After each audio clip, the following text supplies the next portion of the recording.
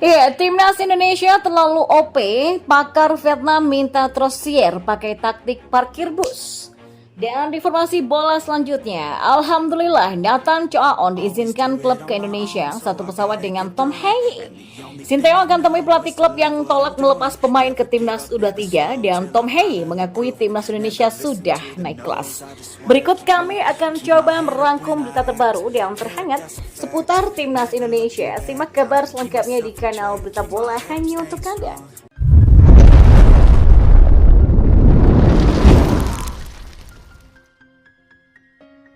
Ya, Vietnam tersambat petir di siang bolong usai timnas Indonesia panggil 28 pemain untuk kualifikasi Piala Dunia 2026. Pakar lokal pun sampai putus asa. Ya, pakar lokal Vietnam sampai putus asa saat diminta saran soal strategi menghadapi timnas Indonesia di kualifikasi Piala Dunia 2026. Hal itu secara tersirat diperlihatkan Quang Huy usai melihat daftar pemain timnas Indonesia yang dipanggil Sinteyong untuk melawan Vietnam. Berkaca pada performa timnas Indonesia di Piala Asia, Quang Huy merasa terlalu riskan bagi Vietnam untuk bermain secara terbuka. Maka skema permainan seperti itu saja sulit membelah pertahanan skuad Garuda meski menciptakan beberapa peluang lewat bola mati. Namun pada akhirnya Vietnam harus mengakui keunggulan timnas Indonesia dengan skor tipis 0-1, begitu juga dengan agenda yang bakal segera dijalani. Vietnam pun dirasa tidak memiliki kesempatan untuk bisa memetik kemenangan saat melawat ke Jakarta. Harapan mencuri poin di markas sendiri pun juga dinilai tipis. Jadi saran untuk Trosier dan Vietnam dari Quang Huy agar bermain bertahan, menerapkan gaya parkir bus dan hanya manfaatkan peluang serangan balik. The Golden Star dinilai tidak akan kuat jika bermain secara terbuka melawan Indonesia dengan komposisi skuad tak komplit. Ya, untuk menghindari tekanan kan kita bisa bermain bertahan dan melakukan serangan balik, memahami ritme pertandingan. Bertahan secara proaktif, dan kalau ada kesempatan kita bisa mengubah keadaan secara fleksibel dan mendekati gawang tim lain dengan cepat, kata Quang Huy. Sementara timnas Indonesia hadir dengan skuad yang penuh, bahkan berpotensi bertambah kuat dengan sederet pemain keturunan baru yang sudah dipanggil. Quang Huy bahkan pasrah jika Vietnam menelan kekalahan saat bertandang ke Jakarta, asa memetik kemenangan lebih besar saat bermain di kandang. Tapi meski begitu, Quang Huy mengaku sulit dalam memprediksi hasil pertandingan. Klaim Vietnam bisa meraih kemenangan hanya teori saja menurutnya. Dan terlepas dari komposisi pemain, Quang Huy menyebut timnas Indonesia sebagai lawan utama dalam perebutan satu tempat menuju putaran ketiga kualifikasi Piala Dunia 2026. Sementara itu Nathan Choaon mengkonfirmasi bahwa dia sudah mendapatkan izin klub untuk ke Indonesia pada pekan depan. Nantinya Nathan akan berangkat dari Belanda bersama rekan setimnya Tom Hei. Nathan mengaku senang akhirnya bisa segera ke Indonesia untuk melanjutkan proses naturalisasi. Ia tinggal melakukan tahapan akhir yaitu sumpah WNI. Nathan juga mengkonfirmasi bahwa ia akan satu penerbangan bersama Tom dan mereka akan berangkat dari Belanda. Sebelumnya, PSSI juga sudah mengkonfirmasi bahwa Nathan akan tiba pada 11 Maret nanti dan sehari berselang akan ada sumpah WNI yang juga akan dijalani Tom Hei, Ragnar Oratmangun dan juga Martin Paes. Nathan sebelumnya diagendakan untuk sumpah WNI pada Desember 2023 lalu, namun saat itu ia tak bisa meninggalkan klubnya asal Inggris yaitu Swansea City. Tapi kini Nathan juga sudah berpindah klub di Belanda dengan bergabung bersama SC Heerenveen. Nah, sementara Tom Hei mengakui timnas Indonesia juga sudah naik kelas. Penampilan timnas Indonesia di Piala Asia 2023 nyatanya tak lepas dari perhatian Tom Hei. Calon pemain naturalisasi Indonesia itu mengakui menonton seluruh laga skuad Garuda. Ya, timnas Indonesia pun membuat sejarah dengan lolos ke 16 besar Piala Asia 2023 dan ini adalah kali pertama sejak 4 kali keikutsertaan Indonesia lolos ke fase gugur. Bagi penggawa Heerenveen SC ini, keberhasilan timnas Indonesia melaju ke 16 besar Piala Asia adalah sebuah sinyal yang baik.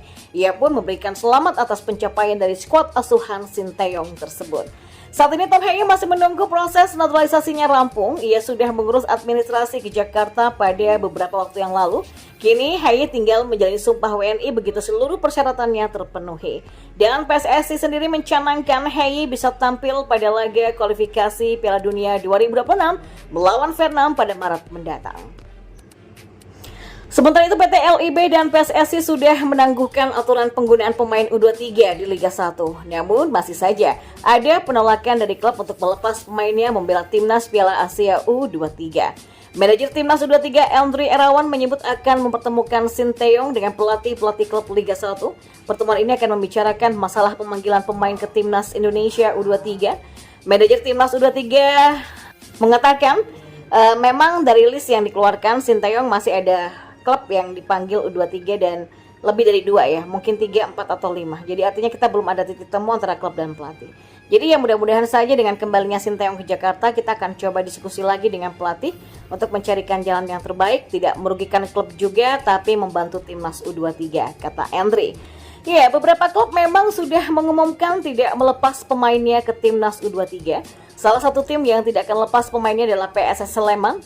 Pelatih PSS Sleman Risto Vidakovic terang-terangan tak ingin melepas punggawanya yakni Hoki Caraka kepada Timnas U23 Indonesia untuk Piala Asia U23. Menurut Vidakovic, Hoki merupakan pilar penting dari PSS Sleman saat ini. Ya bagi kami Hoki adalah pemain yang sangat penting ya. Jadi saya nggak bisa melepasnya ke tim nasional karena memang tidak masuk agenda FIFA juga. Sementara kami hanya punya 2 penyerang jadi itu tidak mungkin untuk melepasnya pergi, kata Vidakovic. Selain itu pelatih Shin juga memantau 3 pemain yang sedang dalam tahap proses naturalisasi yaitu Tom Hei, Nathan Choaon dan juga Ragnar Oratmangun. Tentu saja ini memberikan suntikan motivasi penting menjelang menghadapi Vietnam yang sama-sama mengincar kemenangan pada laga perdana pada Kamis 21 Maret mendatang. Maka dengan fokusnya pada pemain yang bermain di Belanda, tentu Sinteyong berharap bisa memperkuat skuad Indonesia dengan tambahan pemain berkualitas dari luar negeri.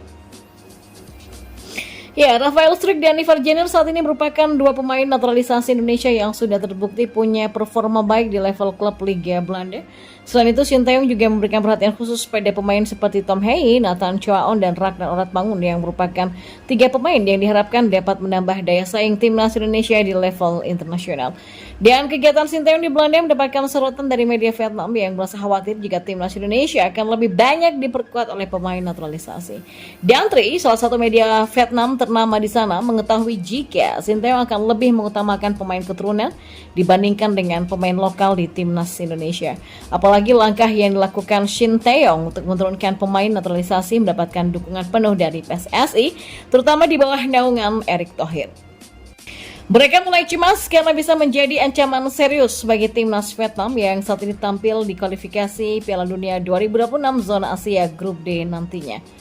Pelatih Sinteyong itu pernah berkata bahwa selama masih menjabat sebagai pelatih Timnas Indonesia akan tetap mengutamakan pemain naturalisasi meskipun mendapatkan kritikan, tulis Dantri.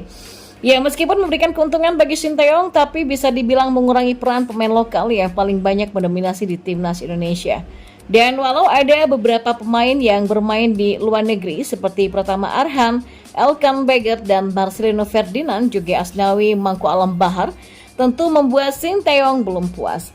Kualitas pemain lokal di Timnas Indonesia memang tak jauh berbeda dibandingkan pemain naturalisasi di Timnas Indonesia. Hanya saja, saat ini kesempatan untuk bermain harus lewat persaingan ketat. Maka dengan mengutamakan pemain naturalisasi, apakah Sinteyong mulai mengabaikan peran dari pemain lokal yang menjadi andalan utama di Timnas Indonesia, khususnya yang bermain di Liga 1?